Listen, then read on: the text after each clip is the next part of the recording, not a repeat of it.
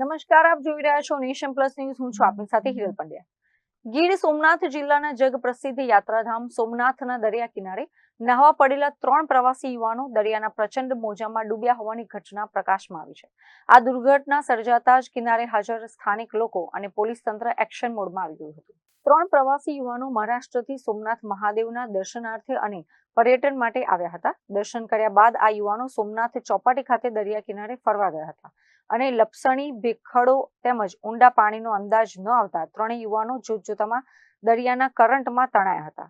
યુવાનોએ બૂમાબૂમ કરતા જ કિનારે બેસતા સ્થાનિક ધંધાદારીઓ અને પેટ્રોલિંગ કરી રહેલા પોલીસ જવાનો દોરડા લઈને દરિયામાં કૂદી પડ્યા હતા અને શ્વાસ અદ્ધર કરી દે તેવા રેસ્ક્યુ ઓપરેશન બાદ 2 યુવાનોને મોતના મુખમાંથી બહાર ખેંચી કાઢ્યા હતા. જોકે ત્રીજો યુવાન હજી લાપતા છે. अपने हिसाब से प्रयास कर रहे हैं, हम कर रहे हैं, आपके पैर पड़ता है। प्लीज मेरे भाई को मैं आपका जीवन भर आभारी रहूंगा। सब लगे हुए हैं, हम पूरा प्रयास करेंगे। प्लीज प्लीज का दूर हम यहीं पे हैं, हम अपने हिसाब से पूरा प्रयास करेंगे। हां बचा लो, नहीं पूरा पूरा बचा लो साहब। नहीं मैंने बचा लो, हम मेरा वही है सोया। धीरे धीरे प्लीज बचा लो।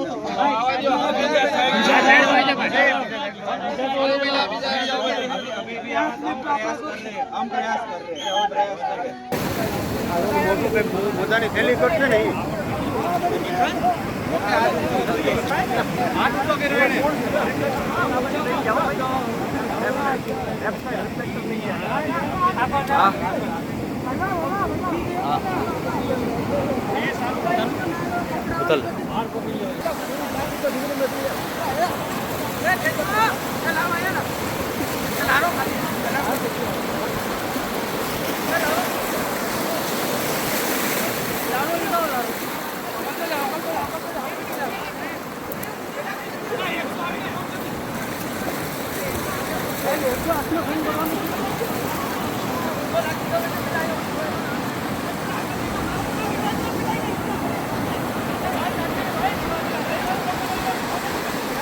અત્રે ઉલ્લેખનીય છે કે સોમનાથનો દરિયો અત્યંત પથરાળ અને જોખમી હોવાના કારણે જિલ્લા કલેક્ટર દ્વારા અહીં પ્રવાસીઓ માટે દરિયામાં જવા પર સખત પ્રતિબંધ ફરમાવતું જાહેરનામું પણ બહાર પાડવામાં આવ્યું છે.